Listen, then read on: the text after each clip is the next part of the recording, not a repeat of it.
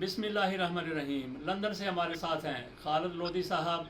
इनसे पूछते हैं मियां नवाज शरीफ साहब के बारे में। मियां नवाज शरीफ साहब की तरफ से पाकिस्तान आने का फ़ैसला कर लिया गया है। उन्होंने अपने ऑफिस में अलविदाई पार्टी दे दी। वहीं पे उन्होंने कहा, सहाफ़ियों से उन्होंने मुलाकात की। उन्होंने कहा कि मैं सहाफ़ियों का शुक्रिया अदा करता हूँ जो हमारे हक़ में लिखते रहे, और जो हमारे हक़ में नहीं लिखते रहे उनका भी मैं शुक्रिया अदा करता हूँ।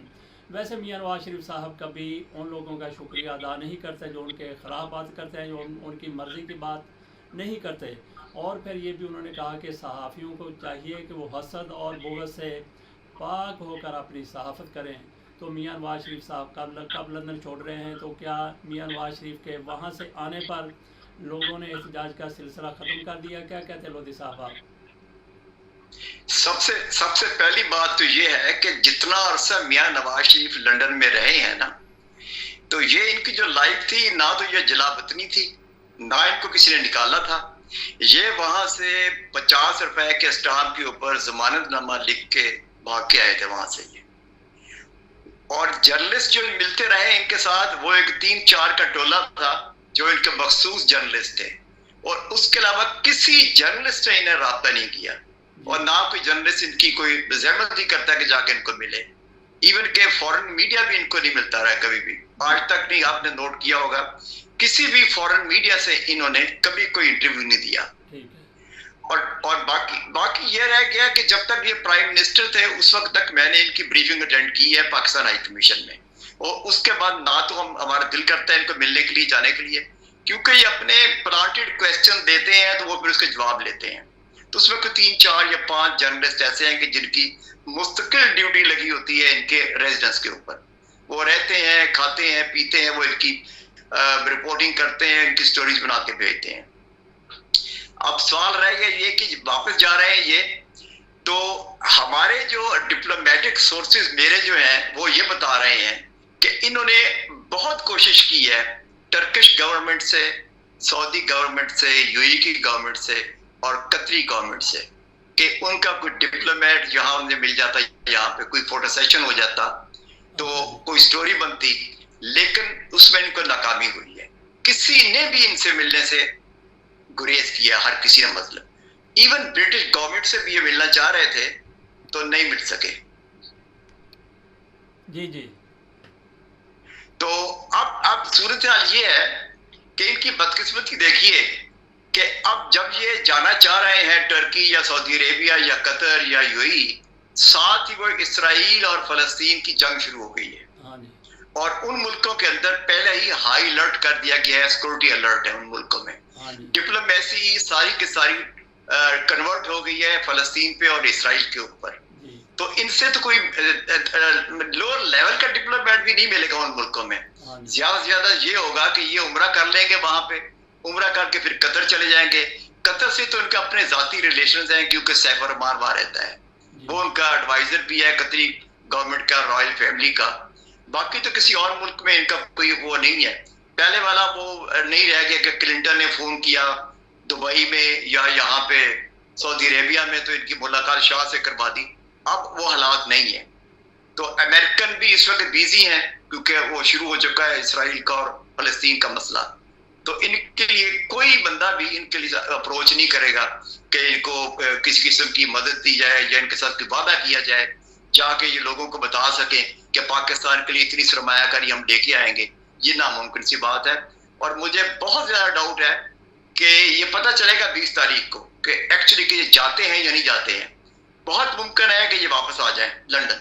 अच्छा। इनका जाना बहुत मुश्किल है, क्योंकि हमने देख लिया कि आपने भी देखा कि शादारा में जलसा जो हुआ, मरियम जहां गई उसका क्या रिस्पॉन्स था, और जो आज जलसा लाहौर के अंदर हुआ है वो भी फ्लॉप हो गया, वो एक वलीमा पार्टी लग रही थी।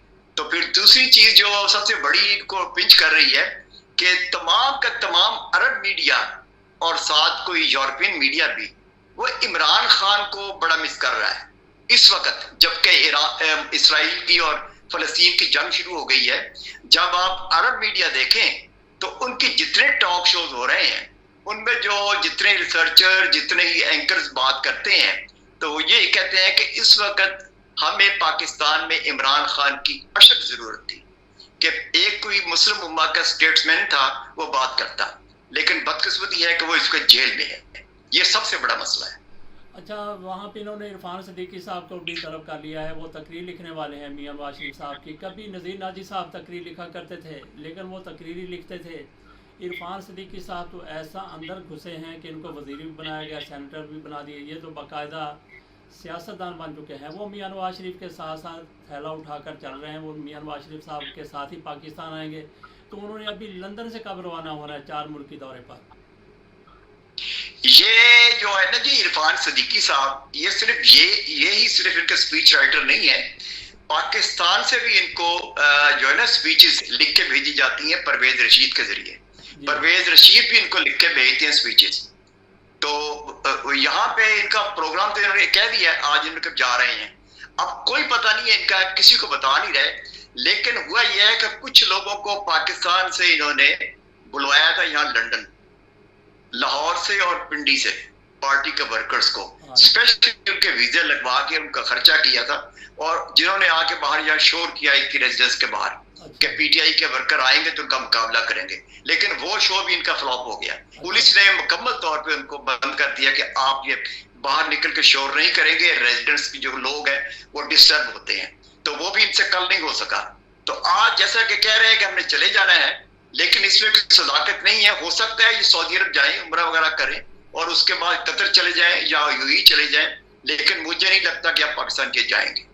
अच्छा जी, पाकिस्तान आने में अभी इनको मसला क्या है, क्यों नहीं आ रहा जब इतना ऐलान कर दिया गया, यहाँ पे तैयारियाँ भी हैं। एक तो आपने ये कहा कि जलसे फलाप हो गया और शहबाज शरीफ का जो उनका हाल किया गया वो भी मियां नवाज शरीफ साहब को नजर आ रहा, लेकिन दूसरी तरफ इनको चौथी बार वज़ीर-ए-आज़म बनाने का भी लालच दिया गया है, या कुछ लोग कह रहे हैं क्या मियां नवाज शरीफ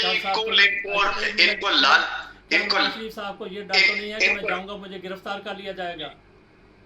इनको लालच नहीं दिया गया, बकायदा यहाँ डिसाइड हो गया था कि इनको चौथी दफा इन्हीं को प्राइम मिनिस्टर बनाएंगे। हाँ जी। ये बड़ी अहम शख्सियात आई थी यहाँ पे और उनकी मुलाकात हुई थी जहांगीर तरीन के फार्म हाउस में इनके साथ। अच्छा जी। और गैर मुसद्दका इत्तलात ये भी हैं कि इनके पास उसकी रिकॉर्डिंग में मौजूद है जिसमें ये वादा किया गया था कि आपको प्राइम मिनिस्टर बनाएंगे। तो इनकी शर्त ये थी कि उस वक्त तक पाकिस्तान में नहीं आऊंगा जब तक इमरान खान बाहर होगा। अच्छा। इमरान खान को खत्म करें, उसकी पार्टी को खत्म करें। हाँ जी। तो वो इनसे हो नहीं सका। हाँ जी। अच्छा लोधी साहब, ये देखें कि मियां नवाज शरीफ के हक में काकड़ बयान देते हैं, सुलंगी बयान देते हैं, और वज़ीर दाखिला सरफराज बूटी बयान देते हैं कि मियां नवाज शरीफ साहब पाकिस्तान से भाग कर नहीं गए, वो बाकायदा हुकूमत की इजाज़त से गए थे, अदलिया ने उनको बाहर भेजा था। आखिरकार ये निगरानों को क्या पड़ी है कि मियां नवाज शरीफ के हक में और इमरान खान के खिलाफ जो ये बयानबाजी कर रहे हैं, तो क्या ज़रूरत है इनको ऐसा? वो जाहिर है ये इनकी नून लीग की बी टीम है। किसने कह दिया कि ये केयर टेकर है? ये तो है इनकी टीम। ये सारे के सारे जो नाम जो है ये सारे यहाँ से फाइनल होके गए, और ये जीएचक्यू ने जो टीम बनाई है वो पूरी इनकी मर्जी से बनाई है, इसमें कोई शक ही नहीं है, दूसरी राय नहीं है।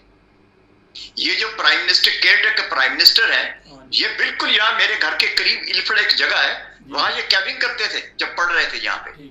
तो उसी वक्त से ये हिसास इदारों के नेट पे थे, इसमें तो कोई शक ही नहीं है, छुपी बात ही नहीं है इसमें तो जी। अच्छा, आपने कहा जी कि इनको यकीन दहानी कराई गई और इन पे के पास वीडियो भी हैं कि आप पाकिस्तान आए, आपको चौथी बार वज़ीर-ए-आज़म बनाया जाएगा। शायद वो ब्लैकमेल करने के लिए कभी वीडियो सामने आ जाएंगे, सरेदस्त तो नहीं आ सकती।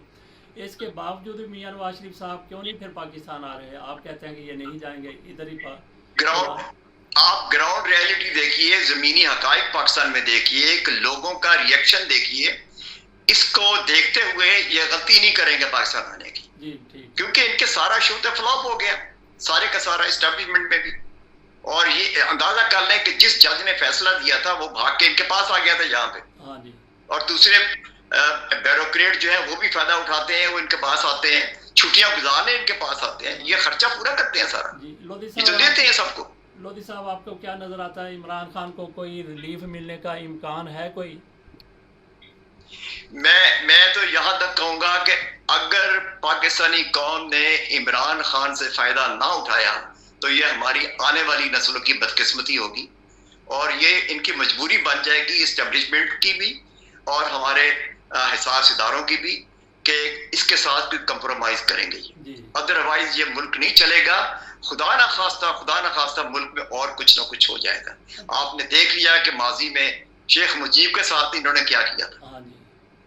अच्छा लोधी तो साहब, इनको आपको कंप्रोमाइज करना पड़ेगा। हाँ जी, आपको इलेक्शन होते नजर आ रहे हैं?